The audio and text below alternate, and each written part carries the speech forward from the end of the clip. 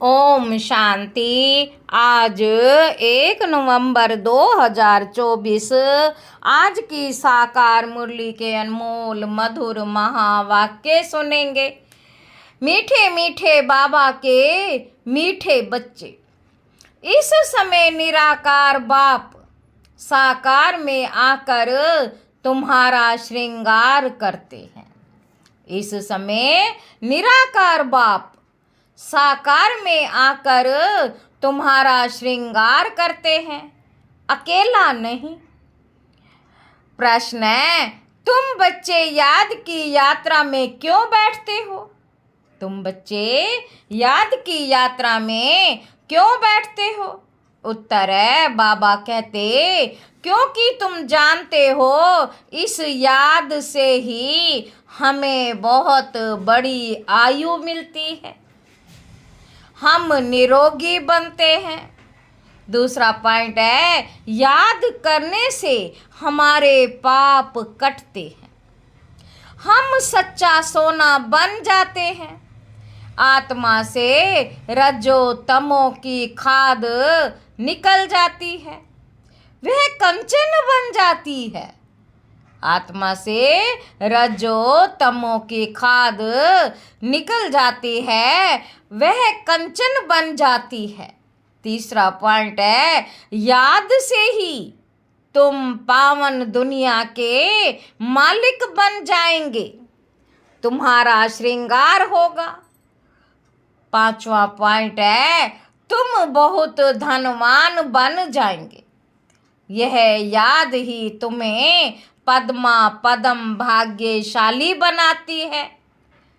यह याद ही तुम्हें पद्मा पदम भाग्यशाली बनाती है। ओम शांति। रूहानी बच्चों को रूहानी बाप समझा रहे हैं। यहाँ बैठ तुम क्या करते हो? ऐसे नहीं, सिर्फ शांति में बैठे हो, अर्थ सहित ज्ञानमय अवस्था में बैठे हो। अर्थ सहित ज्ञानमय अवस्था में बैठे हो। तुम बच्चों को ज्ञान है। बाप को हम क्यों याद करते हैं? बाप हमको बहुत बड़ी आयु देते हैं। बाप को याद करने से हमारे पाप कट जाएंगे, हम सच्चा सोना सतो प्रधान बन जाएंगे। तुम्हारा कितना श्रृंगार होता है, तुम्हारी आयु बड़ी हो जाएगी, आत्मा कंचन हो जाएगी। अब आत्मा में खाद पड़ी हुई है। याद की यात्रा से वह सब खाद जो रजो तमो की पड़ी है, वह सब निकल जाएगी। इतना तुमको फायदा होता है। बाबा कहते, फिर आयु बड़ी हो जाएगी, तुम स्वर्ग के निवासी बन जाएंगे, बहुत धनवान बनेंगे, तुम पद्मा पदम भाग्यशाली बन जाएंगे। इसलिए बाप कहते, मन मना भाव मामे कम याद करो, कोई देह देहारी के लिए नहीं कहते। बाप को तो शरीर है नहीं, तुम्हारी आत्मा भी निराकार थी, फिर पुनर्जन्म में आते आते पारस बुद्धि से पत्थर बुद्धि बन गई है। अब फिर कंचन बनना है। अभी तुम पवित्र बन रहे हो। पानी के स्नान तो जन्म जन्मांतर किए, समझा? हम इससे पावन बनेंगे, परंतु पावन बनने बदले और ही पतित बन नुकसान में पड़े हो, क्योंकि यह है ही झूठी माया। झूठी यह है ही झूठी माया। झूठ बोलने के संस्कार हैं सबके। बाप कहते, मैं आकर तुमको पावन बनाकर जाता हूँ, फिर तुमको पतित कौन बनाता? बाबा पूछ रहे हैं, मैं तुमको पावन बनाकर जाता हूँ, फिर तुमको पतित कौन बनाता? अभी तुम फील करते हो ना, कितना गंगा स्नान करते आए, परंतु पावन तो बने नहीं। कितना गंगा स्नान करते आए, तुमको पतित कौन बनाता है, पावन तो बने नहीं। पावन बनकर तो पावन दुनिया में जाना पड़े, पावन बनकर तो पावन दुनिया में जाना पड़े। शांति धाम और सुख धाम है पावन धाम। यह तो है ही रावण की दुनिया, इसको दुख धाम कहा जाता है। बाबा कहते यह तो सहज समझने की बात है ना, इसमें कोई मुश्किलात ही नहीं, इसमें कोई मुश्किलात ही नहीं है ना। किसी को सुनाने में मुश्किलात है? जब कोई मिले तो सिर्फ ये बोलो, अपने को आत्मा समझ बेहद के बाप को याद करो। आत्माओं का बाप है परम पिता परमात्मा शिव। हर एक के शरीर का तो अलग अलग बाप होता है, आत्माओं का तो एक ही बाप है। कितना अच्छी रीति समझाते हैं और हिंदी में ही समझाते हैं। हिंदी भाषा ही मुख्य है। तुम पद्मा पदम भाग्यशाली इन देवी देवताओं को कहेंगे ना। यह कितने भाग्यशाली हैं। यह किसी को भी पता नहीं है कि ये स्वर्ग के मालिक कैसे बने। अभी तुमको बाप सुना रहे हैं। इस सहज योग द्वारा इस पुरुषोत्तम संगम पर ही यह बात बनती है। इस पुरुषोत्तम संगम पर ही यह बनते हैं। अभी है पुरानी दुनिया और नई दुनिया का संगम, फिर तुम नई दुनिया के मालिक बन जाएंगे। अब बाप सिर्फ कहते 2 अक्षर अर्थ सहित याद करो। गीता में है मन मना भव। अक्षर तो पढ़ते हैं परंतु अर्थ बिल्कुल नहीं जानते। बाप कहते मुझे याद करो, क्योंकि मैं ही पतित पावन हूँ और कोई ऐसे कह ना सके। बाप ही कहते हैं मुझे याद करने से तुम पावन बन दुनिया से चले जाएंगे। बाप कहते मुझे याद करने से तुम पावन बन पावन दुनिया में चले जाएंगे। पहले पहले तुम सतो प्रधान थे, फिर जन्म लेते लेते, फिर पुनर्जन्म लेते लेते तमो प्रधान बने हो। अब 84 जन्म बाद फिर तुम नई दुनिया में देवता बनते हो। रचयिता और रचना दोनों को तुम जान गए हो, तो अभी तुम आस्तिक बन गए हो। बाबा कहते आगे जन्म जन्मांतर तुम नास्तिक थे। यह बात जो बाप सुनाते हैं और कोई जानते ही नहीं। बाबा कहते कहाँ भी जाओ कोई भी तुमको ये बातें नहीं सुनाएंगे। अभी दोनों ही बाप तुम्हारा श्रृंगार कर रहे हैं। पहले तो बाप अकेले था, शरीर बिगड़ था, ऊपर बैठ तुम्हारा श्रृंगार कर ना सके। कहते हैं ना बत 12, 1 और 2 मिलकर 12 होते हैं। बाकी प्रेरणा व शक्ति आदि की बात ही नहीं, ऊपर से प्रेरणा द्वारा मिल ना सके। निराकार जब साकार शरीर का आधार लेते हैं तब तुम्हारा श्रृंगार करते हैं। समझते भी हैं बाबा हमको सुख धाम में ले जाते। ड्रामा के प्लान अनुसार बाबा बंधाए मान है, उनको ड्यूटी मिली हुई है। हर 5000 वर्ष बाद आते हैं तुम बच्चों के लिए। इस योग बल से तुम कितने कंचन बनते हो। आत्मा और काया दोनों कंचन बनती है, फिर छीछी बनते हो। अभी तुम साक्षात्कार करते हो। इस पुरुषार्थ से हम ऐसा श्रृंगारा हुआ बनेंगे, वहाँ क्रिमिनल आई होती नहीं। तो भी अंग सब ढके हुए होते हैं। यहाँ तो देखो छी बातें रावण राज्य में सीखते हैं।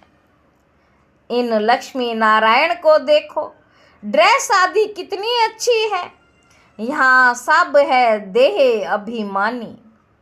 उन्हीं को देह अभिमानी नहीं कहेंगे, उन्हीं को नेचुरल ब्यूटी है, उन्हों की नेचुरल ब्यूटी है। बाबा कहते उनकी नेचुरल ब्यूटी है, बाप तुमको ऐसा नेचुरल ब्यूटीफुल बनाते। आजकल तो सच्चा जेवर कोई पहन भी नहीं सकता, कोई पहने तो उनको ही लूट ले जाए। कोई पहने सच्चा जेवर तो उनको ही लूट जाए। वहाँ तो ऐसी कोई बात ही नहीं। ऐसा बाप तुमको मिला है, इन बिगर तो तुम बन ना सको। बहुत कहते हैं हम तो डायरेक्ट शिव बाबा से लेते हैं, परंतु वह देंगे ही कैसे? भल कोशिश करके देखो, डायरेक्ट मांगो, देखो मिलता है। ऐसे बहुत कहते। हम तो शिव बाबा से वर्षा लेंगे, ब्रह्मा से पूछने की भी क्या दरकार है। शिव बाबा प्रेरणा से कुछ दे देंगे। अच्छे अच्छे पुराने बच्चे, उनको भी माया ऐसे चक पहन लेती है। उनको भी माया ऐसे चक पहन लेती है, काट लेती है। एक को मानते हैं परंतु एक क्या करेगा? बाप कहते मैं एक कैसे आऊं, मुख बिगर बात कैसे कर सकूं। मुख का तो गायन है ना। गौ मुख से अमृत लेने के लिए कितना धक्का खाते हैं, फिर श्रीनाथ द्वारे पर जाकर दर्शन करते हैं। परंतु उनका दर्शन करने से क्या होगा? उसको कहा जाता है बुत पूजा। उनमें आत्मा तो है नहीं, बाकी 5 तत्वों का पुतला बना हुआ है। तो गोया माया को याद करना होगा। गोया माया को याद करना हो गया। 5 तत्व प्रकृति के हैं ना, उनको याद करने से क्या होगा? प्रकृति का आधार तो सबको है, परंतु वहाँ है सतो प्रधान प्रकृति, यहाँ है तमो प्रधान प्रकृति। बाप को सतो प्रधान प्रकृति का आधार कभी नहीं लेना पड़ता। यहाँ तो सतो प्रधान प्रकृति मिल ना सके। यह जो भी साधु संत हैं, बाप कहते इन सब का उद्धार मुझे करना पड़ता है। बाप कहते इन सब का उद्धार साधु संतों का मुझे ही करना पड़ता है। मैं निवृत्ति मार्ग में आता ही नहीं हूँ, यह है ही प्रवृत्ति मार्ग। सबको कहता हूँ पवित्र बनो, तो बाप समझाते हैं। मैं सबको कहता हूँ पवित्र बनो, वहाँ तो नाम रूप आदि सब बदल जाता है। तो बाप समझाते हैं देखो यह नाटक कैसा बना हुआ है। बाबा कहते एक के फीचर्स ना मिले दूसरे से। इतने करोड़ों हैं, सबके फीचर्स अलग। कितना भी कोई कुछ करे तो भी एक के फीचर्स दूसरे से मिल ना सके। इसको कहा जाता है कुदरत, वंडर। स्वर्ग को वंडर कहा जाता है ना। कितना शोभनिक है माया के 7 वंडर। बाप का एक वंडर, वह 7 वंडर्स तराजू के एक तरफ रखो। बाप का एक वंडर और वह 7 वंडर्स तराजू में रखो एक तरफ। किसके? माया के वंडर। तो भी यह भारी हो जाएगा। एक तरफ ज्ञान, एक तरफ भक्ति को रखो तो ज्ञान की तरफ बहुत भारी हो जाएगा। अभी तुम समझते हो भक्ति सिखलाने वाले तो ढेर हैं, ज्ञान देने वाला एक ही बाप है। तो बाप बैठ बच्चों को पढ़ाते हैं, श्रृंगार करते हैं। बाप कहते पवित्र बनो तो कहते नहीं, हम तो छीछी बनेंगे। गरुड़ पुराण में भी विषय वैतरणी नदी दिखाते हैं ना। गरुड़ पुराण में भी विषय वैतरणी नदी दिखाते हैं ना। बिच्छू टिंडन सर्प आदि सब एक दो को काटते रहते हैं। बाप कहते हैं तुम कितने निधन के बन जाते हो। तुम बच्चों को ही बाप समझाते हैं। बाहर में कोई को ऐसा सीधा कहो तो बिगड़ जाए। बड़ा युक्ति से समझाना होता है। कई बच्चों में बातचीत करने का भी अकल नहीं रहता। छोटे बच्चे एकदम इनोसेंट होते हैं, इसलिए उनको महात्मा कहा जाता है। कहाँ श्री कृष्ण महात्मा, कहाँ ये सन्यासी निवृत्ति मार्ग वाले महात्मा कहलाते हैं। वह है प्रवृत्ति मार्ग। वह कभी भ्रष्टाचार से पैदा नहीं होते। उनको कहते ही हैं श्रेष्ठाचारी। अभी तुम श्रेष्ठाचारी बन रहे हो। बच्चे जानते हैं यहाँ बाप दादा दोनों इकट्ठे हैं। यह जरूर श्रृंगार अच्छा ही करेंगे। सबकी दिल होगी ना। जिन्होंने इन बच्चों को ऐसा श्रृंगार कराया है तो हम क्यों ना उनके पास जाएं। इसलिए तुम यहाँ आते ही रिफ्रेश होने दिल कशिश करती है बाप के पास आने। जिनको पूरा निश्चय होता है वह तो कहेंगे चाहे मारो, चाहे कुछ भी करो, चाहे मारो, चाहे कुछ भी करो, हम कभी साथ नहीं छोड़ेंगे। कोई तो बिगर कारण भी छोड़ देते हैं।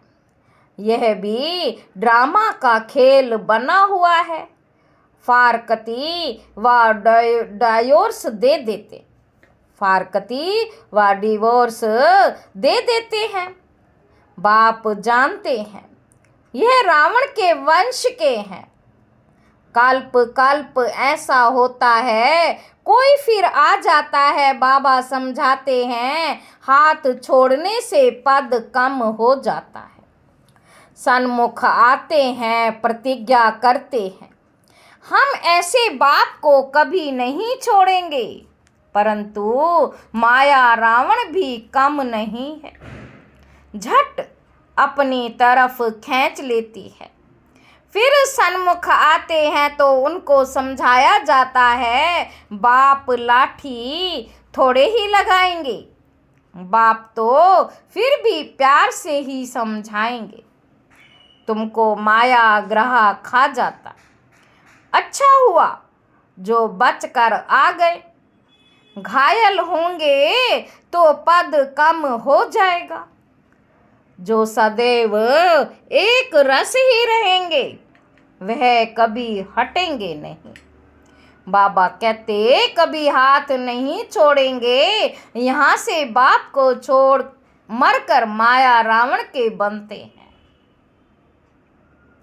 तो उनको माया और ही जोर से खाएगी। बाप कहते तुमको कितना श्रृंगार करते हैं। समझाया जाता है अच्छे होकर चलो। किसको दुख नहीं देना, किसी को दुख नहीं दो। ब्लड से भी लिख कर देते हैं, फिर वैसे के वैसे बन जाते हैं। माया बड़ी जबरदस्त है। कान नाक से पकड़कर बहुत तड़पाती है। अब तुमको ज्ञान का तीसरा नेत्र देते हैं तो क्रिमिनल दृष्टि कभी नहीं जानी चाहिए।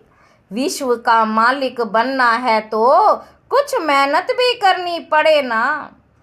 अब तुम्हारी आत्मा और शरीर दोनों तमो प्रधान हैं। खाद पड़ गई है। इस खाद को भस्म करने के लिए बाप कहते हैं मुझे याद करो। तुम बाप को याद नहीं कर सकते हो, लज्जा नहीं आती? तुम बाप को याद नहीं कर सकते हो, लज्जा नहीं आती? याद नहीं करेंगे तो माया के भूत तुमको हप कर लेंगे। तुम कितना छीछी बन गए हो। रावण राज्य में एक भी ऐसा नहीं जो विकार से पैदा ना हुआ हो। वहाँ इस विकार का नाम नहीं, रावण ही नहीं, रावण राज्य होता ही है द्वापर से। पावन बनाने वाला एक ही बाप है। बाप कहते हैं, बच्चे यह एक जन्म ही पवित्र बनना है, फिर तो विकार की बात ही नहीं होती, वह है ही निर्विकारी दुनिया। तुम जानते हो यह पवित्र देवी देवता थे, फिर 84 जन्म लेते लेते नीचे आए हैं। अब है पतित, तब पुकारते हैं शिव बाबा, हमको इस पतित दुनिया से छुड़ाओ। अभी जब बाप आए हैं तब तुमको समझ पड़ी है कि यह पतित काम है। आगे नहीं समझते थे क्योंकि तुम रावण राज्य में थे। अब बाप कहते हैं, सुख धाम चलना है तो छीछी बनना छोड़ो। अब बाप कहते, सुख धाम चलना है तो छीछी छोड़ो। आधा कल्प तुम छीछी बने हो, सिर पर पापों का बहुत बोझा है और तुमने गाली भी बहुत दी है। बाप को गाली देने से बहुत पाप चढ़ जाते हैं। बाप को गाली देने से बहुत पाप चढ़ जाते हैं, ये भी ड्रामा में पार्ट है। तुम्हारी आत्मा को भी 84 का पार्ट मिला हुआ है, वह बजाना ही है। हर एक को अपना पार्ट बजाना है। फिर तुम रोते क्यों हो? सतयुग में कोई रोता नहीं। फिर ज्ञान की दशा पूरी होती, फिर ज्ञान की दशा पूरी होती तो वही रोना पीटना शुरू हो जाता है। मोहजीत की कथा भी तुमने सुनी है, यह तो एक झूठा दृष्टांत बनाया है। सतयुग में कोई भी अकाले मृत्यु होती नहीं। बाबा कहते, सतयुग में कोई की अकाले मृत्यु होती नहीं। मोहजीत बनाने वाला तो एक ही बाप है। परम पिता परमात्मा के तुम वारिस बनते हो, जो तुमको विश्व का मालिक बनाते हैं। अपने से पूछो, हम आत्माएं उनके वारिस हैं। बाकी जिस्मानी पढ़ाई में क्या रखा है? आजकल तो पतित मनुष्यों की शक्ल भी नहीं देखनी चाहिए, ना बच्चों को दिखानी चाहिए। बुद्धि में हमेशा समझो हम संगम युग पर हैं। एक बाप को ही याद करते हैं और सबको देखते हुए नहीं देखते हैं। हम नई दुनिया को ही देखते हैं, हम देवता बनते हैं। उस नए संबंधों को ही देखते हैं, पुराने संबंध को देखते हुए भी नहीं देखते। यह सब भस्म होने वाला है। हम अकेले आए थे, फिर अकेले ही जाते हैं। बाप एक ही बार आते हैं साथ ले जाने। इनको शिव बाबा की बारात कहा जाता है। इनको शिव बाबा की बारात कहा जाता है। शिव बाबा के बच्चे सब हैं। शिव बाबा के बच्चे सब हैं। बाप विश्व की बादशाही देते हैं, मनुष्य से देवता बनाते हैं। आगे विष उगलते थे, अब अमृत उगलते हैं। अच्छा, मीठे मीठे सिक्के लधे बच्चों प्रति माता पिता बाप दादा का याद प्यार और गुड मॉर्निंग। रूहानी बाप की रूहानी बच्चों को नमस्ते। हम रूहानी बच्चों की रूहानी बाप दादा को याद प्यार और नमस्ते बाबा नमस्ते। शुक्रिया बाबा शुक्रिया। धारणा के लिए मुख्य सार पहला पॉइंट है, स्वयं को संगम युग निवासी समझकर चलना है। पुराने संबंधों को देखते हुए भी नहीं देखना है। बुद्धि में रहे हम अकेले आए थे, अकेले जाना है।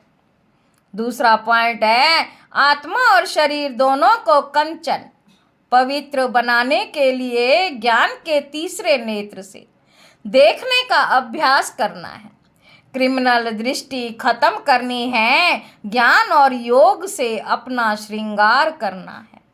वरदान है, मन मना भाव हो अलौकिक विधि से मनोरंजन मनाने वाले बाप समान भव।